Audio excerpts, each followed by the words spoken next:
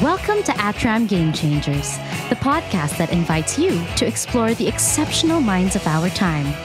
Brought to you by Atram, the leading independent, digitally powered asset and wealth management firm in the Philippines.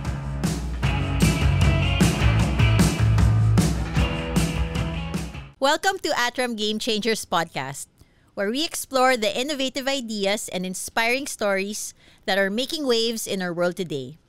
I'm your host, Sandra Aralio, Chief Investment Officer at Atram. Today we have a very special guest with us. I'm excited to welcome Atom Aralio to the show.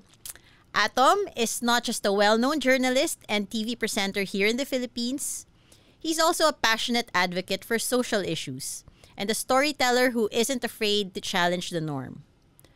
With over a decade in the media, Atom has established himself as a leading voice, celebrated for his powerful documentaries and reporting on crucial issues like climate change, human rights, and the struggles of displaced communities. As a National Goodwill Ambassador for the United Nations High Commissioner for Refugees, he has dedicated his efforts to shining a light on the challenges faced by refugees and displaced individuals. Atom's work goes beyond standard journalism. He aims to inspire change and empower people through the stories he tells. So sit back, relax, and join us as we dive into the insightful world of Atom Aralio, a true game changer in the Philippine journalism world.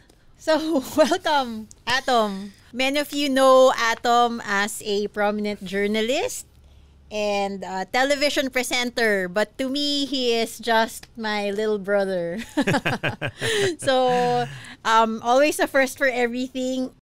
The tables have turned, and today I am the one doing the interviewing, but you're still in my world, right? Yep, nice intro. So, let's start it off with siguro giving our listeners an idea of what shaped who you are today. I guess in the context of your influences, kasi we're talking about game changers, and you are a game changer in your field. And oh, really? You yes, think so? Do you really think so? So how do you want to share about how that came about? Who changed my game? Ikaw. Okay, done. That's done. it. The podcast is over. Agenda for the day. Well, number one, ayoko naman magbuhat ng bangko. So, I think I've enjoyed a certain level of success in making documentaries, and the first thing I want to say is that it's a team effort, especially in broadcasting. There's no way that a story will be finished or put together without the help of many different members of the team. Maraming moving parts yan eh. And I'm just lucky to be fronting the whole operation, as it were, kasi ako yung presenter. But I think, to answer your question directly, I just hold a very high standard for the things that I do. And that is, I guess, a product of upbringing because of you. But to an extent, I was mentioning upbringing, di ba? Kumbaga yung what they call the culture of excellence that you don't really think about when you're growing up, but parang I like applying myself and I am sure you feel the same way, because honestly I learned a lot of that because of you. Like when we were kids, ito yung mga bagay na merong privilege si Sandra kasi meron siyang first-hand experience or knowledge of this. No, like when we were growing up, we were very involved in sports, and you in particular, like the superstar of the swimming team. So parang young achiever.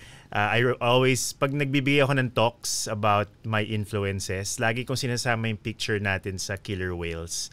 That was our team, Celebrity Killer Whales, when we were kids. We were kids, and then parang it was the whole team, tapos yung mga may trophy, tsaka may mga medal, andun sila sa harap, syempre. Kasi kung yung nasa harap, ikaw pa yung nasa gitna. Tapos parang lahat ng mga medal mo nakasabit sa leeg mo, ganyan. Tapos, syempre, ano ka nun eh. I mean, obviously, you were really one of the best swimmers in the team. Tapos nandun ako sa parang fifth row or something with my shaggy hair. Tapos parang ngiting aso na parang hihihi, just happy to be here. You were just having fun all the time. Yeah. Exactly. But, I mean, very formative yun. Ako feeling ko dahil sa nakikita ko yung kapatid ko na nag-excel kasi talagang sobrang serious sa sports.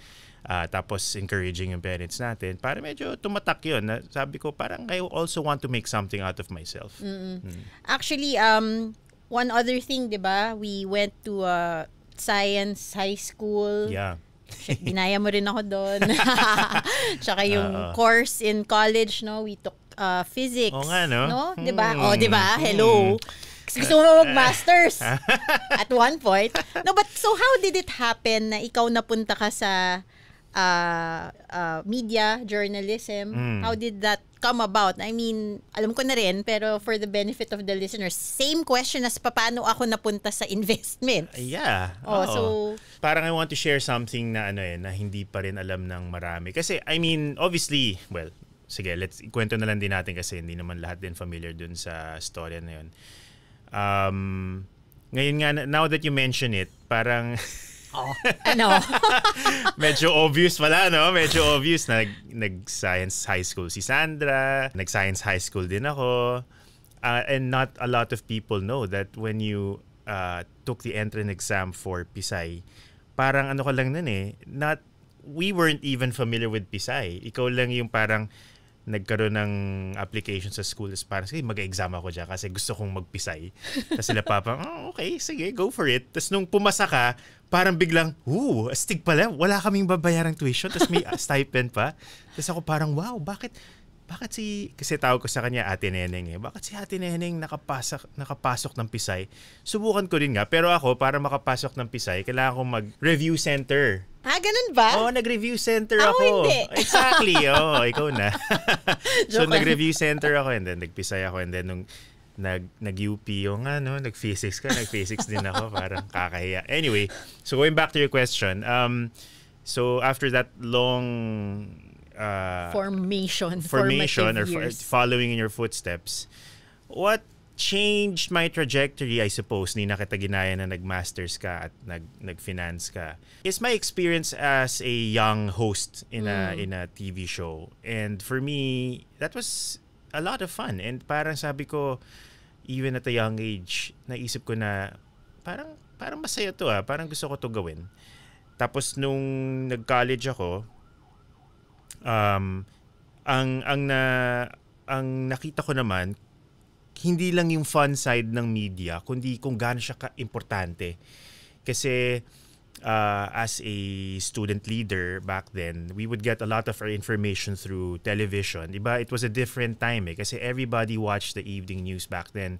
We had a subscription to like a broadsheet and we would read the newspaper every day. Yeah. Ngayon, it's a lot different and we won't get into that. But I realized how important the TV is, how influential it was.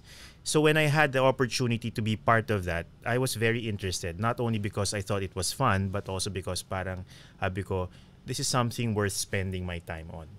Who were your mentors in the field? And parang what did you consider were observations na, okay, this is how it's being done. How can I change things around? Kasi, I mean, how did I learn basically? Well, hindi lang yun. Tsaka how did you identify kung saan ka talaga pwedeng mag-make ng impact na hindi ginagawa? Not because, not to be self-serving, but to really just contribute. Alam mo, hindi naman siya naging conscious effort eh.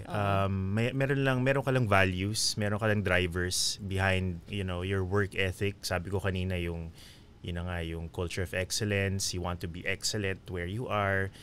Andun yung hard work, the importance of putting the work in because and no of shortcuts. Sports. No shortcuts. I learned how to work with a group, with an organization. Medyo later in life na yun, in college, because I worked with a lot of student organizations. I knew that sometimes you had to lead, sometimes you had to follow.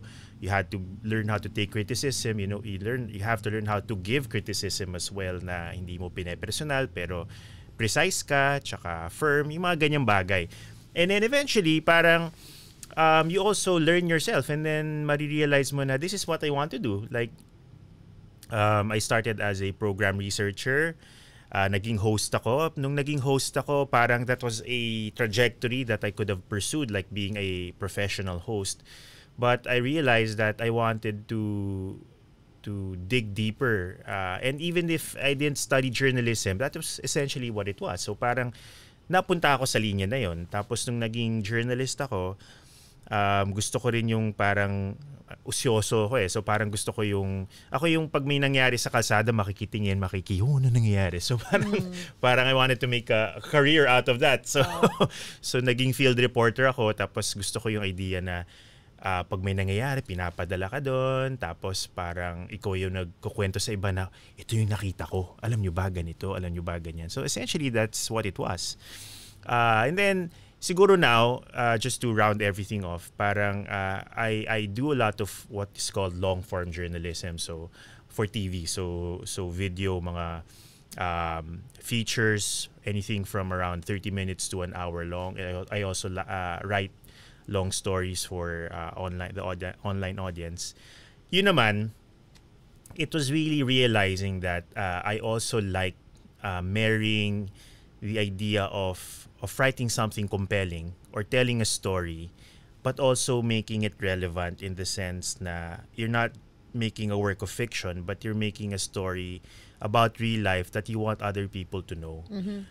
So I think that's where I found my niche, and that's what I do now. Yeah, and I think it's also the ingredients for these awards that you've been getting. Yeah. Right? Yeah. What are some of these recent awards? I mean, maririnig ko na lang sa family group chat, si Atom nasa New York, nasa Cannes, whatever. Buhat bongko moment na ba to? No. I think it's important. I like what you said earlier about doing things because not, of course, for an outcome, but not for the awards. You don't set out to say, okay, I'm gonna do this because I want to win an award. That's more of a consequence of that standard and that excellence. Absolutely. But it's always fun to also have something to show for the work, right? So ano nga ba yung mga recent na Hindi, seriously, I'm curious. Recent was our win in the Cannes Corporate Awards. And then the New York Festivals earlier this year. Yun. Brag sheet tawag dyan. Meron din kami niyan eh. Oo. Hindi, pero tama ka eh. Kasi kung ang objective mo ay makakuha ng recognition, mababaliw ka dun eh. Kasi hindi mo naman kontrolado yun eh. I'm not gonna lie, that's an important milestone in any career, may it be in broadcasting, finance, I don't know, any field for that matter. But if that is your objective starting out, I don't think it's healthy. If anything, parang it's my way of earning my stripes. So at least parang in a way, kasi parang shorthand yan for people to say na okay, he's somebody that I should listen to because may bona fide siya, ika nga. Meron na siyang napatunayan. So what came first? The profession or the career or what you do kind of changing how you perceive social issues? Or parang because you already have a sense of that because background, parents, student leadership, etc. Anong nauna, I guess? The chicken or the egg? The chicken or the egg? I think in this case it's clear naman that the first thing was my experience. Pero when I gathered that experience and then I became a journalist, it sort of feeds itself eh. Kasi nabanggit ko nga na because I was a student leader because I was very active in student organizations back then, in student politics. Doon ko naman basically napalalim yung mga bagay na dati tanong lang in my mind. I mean, a lot of people know that our parents are progressives, and that certainly rubbed off on us to a certain extent. Pero it's our own journeys, right? Like we had to figure things out for ourselves. So And they let us. So parang ako, may mga questions ako back then na parang why are things like this? And then as a, when I was in my teenage years, doon mas nagso-solidify yun. And then you find out na, this experience as a student is connected to this issue that has a national prominence. Kaya pala yung mga tao ganito, kaya pala ganyan, etc., etc. And then, again, like I mentioned earlier, those things, I felt the media had a big part to play in telling people what was happening and also informing opinion. So, kaya ako na-attract doon sa path na yon. Pero nung naging journalist ako, mas marami pa ako natutunan. So parang kung dati meron akong tendency to look at things black and white, this is right, this is wrong. Ngayon parang even if I'm not saying that everything is relative, you get a firmer understanding of why people do what they do. Yeah. So it's interesting for me kasi we don't really talk that like this, I guess. Yeah, not really. At all. But and it seems on the surface that we are doing very different things. But what's striking me now is very similar yung yung application, different different I guess expression, pero it's exactly the same actually. The why you're drawn to things, why you're doing what you're doing, having an understanding. So in investments, for example, actually nakakatawa kasi you're so hindi naman anti. Hindi. Pero parang you're critical. Hindi naman anti. No, not critical, but like you zone off pag pinag-uusapan financial markets. I just can't wrap my brain around it. I try. And I'm so interested in it. Parang, it's so basic, but it's not. But I guess it's similar, Parang, and it makes for interesting exchange, and I'm glad we're having this conversation right now. Yeah. Ano naman yung mga challenge about, that came about for you when you were trying to, maybe subconsciously challenging the traditional storytelling media approach? I feel like I'm a student. I feel like I'm still a student, and a lot of things that I do and how I apply myself in my work is the product of observing other people and how they do it and how they found success. So marami akong mga tinitingala na mga journalists, mga mamamahayag, documентarists. And I try to see how they do it and learn from them in terms of innovating, in terms of changing the game, in terms of doing coming something up with your new. own process. Yeah, I think it has to do more with learning yourself. It's a big space.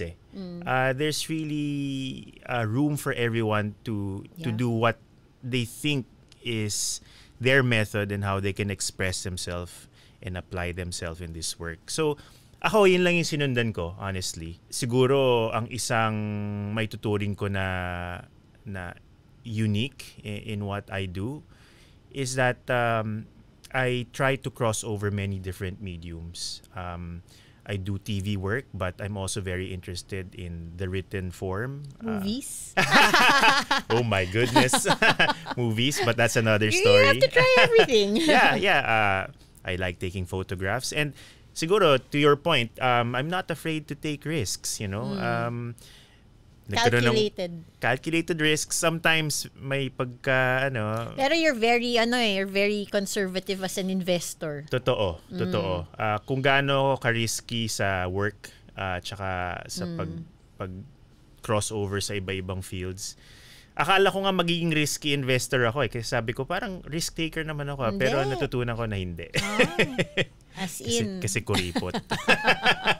Hindi, tama naman yun, no? It's like you're you have to know yourself as an investor. Ako personally, I ended up in this profession just because I wanted to be financially independent.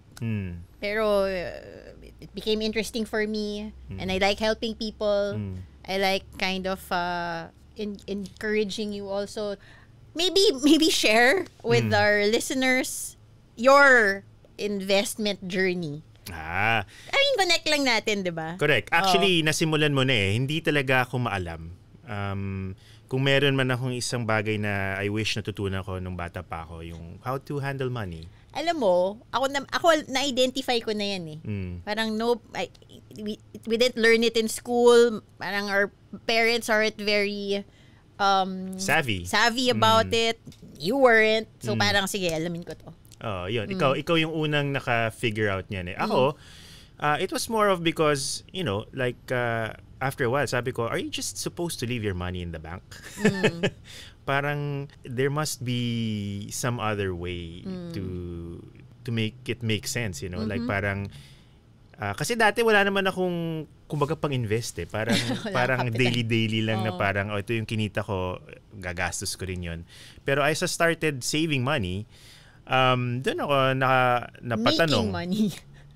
Making money and then saving. Napatanong ako. Ang unang naintindihan ko na produkto yung careful.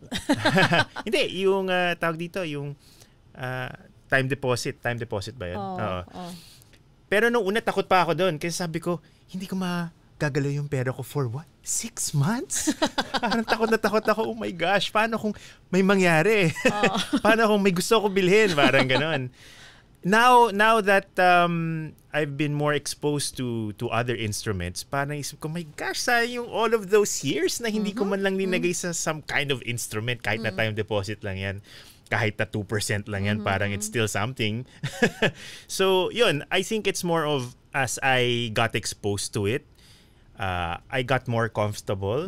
And then now that I'm more comfortable, you start exploring what are the other options. And then, yeah, it's how you learn eh. Tsaka malaking bagay yung trust, I suppose. Oh, yeah. No? I mean, it didn't hurt na, it was that relationship. Yeah. Family relationship. So, wala nga naman, if you can't trust your family, who can you trust?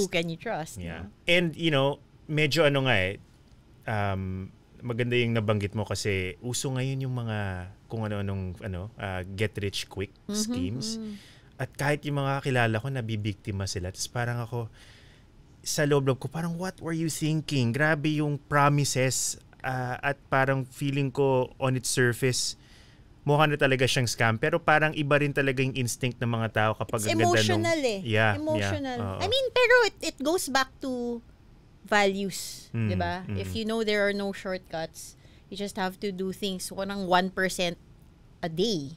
Correct. Even in investments, no? That concept of compound growth rate, yung actually it's really interesting kasi like Filipinos have this behavior of wanting yung betting behavior, tapos parang hindi naman get rich quick, pero yung yes big or returns. no.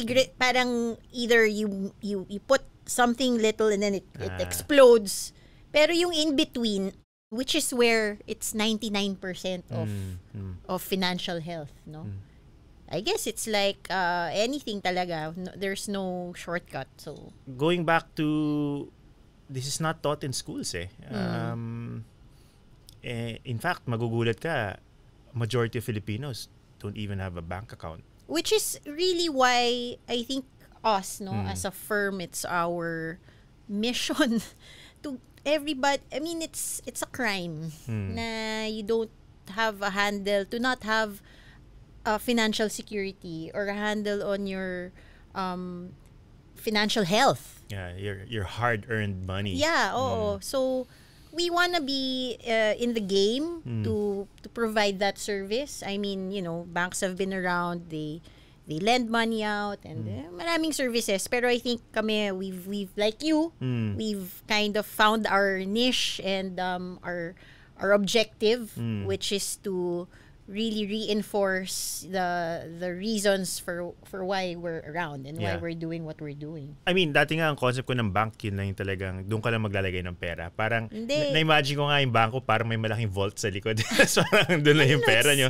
Capital Nakalock lang siya. markets, Oo. capital they take the risk. Yeah. So it's all about risk and different layers of risk. Pero I mean that's my job as a professional, but as a person, as an investor, personal finances doesn't have to be that complicated. And really and I hope it's been your experience, no, na we've helped you on that journey the same way that, you know, we're formative years and you're ending up enjoying success in your career as a journalist. Nax. O, sige na nga. Ito naman yun. Okay. I will approve that message. Okay, sige. So, we reached the end of our Atram Game Changers podcast episode. A huge thank you to Atom Aralio for joining us today and sharing his inspiring experiences, insights, and stories. It's been an absolute pleasure to have a glimpse into his journey and the impact he's making. If you found this episode helpful, be sure to share it with your friends and colleagues. You can find Atram Game Changers podcast on Spotify, Apple Podcast, and YouTube. Don't forget to subscribe so you never miss an episode. We'll see you again soon with more insights from game-changing leaders. Thank you and see you on the next episode.